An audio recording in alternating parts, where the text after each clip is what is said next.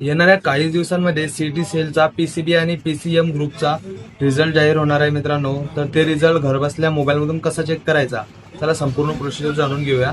पण त्याआधी चॅनलवर जर नवीन असाल तर चॅनलला सबस्क्राईब करून घ्या. महत्त्वपूर्ण व्हिडिओज तुम्हाला मिळत राहतील.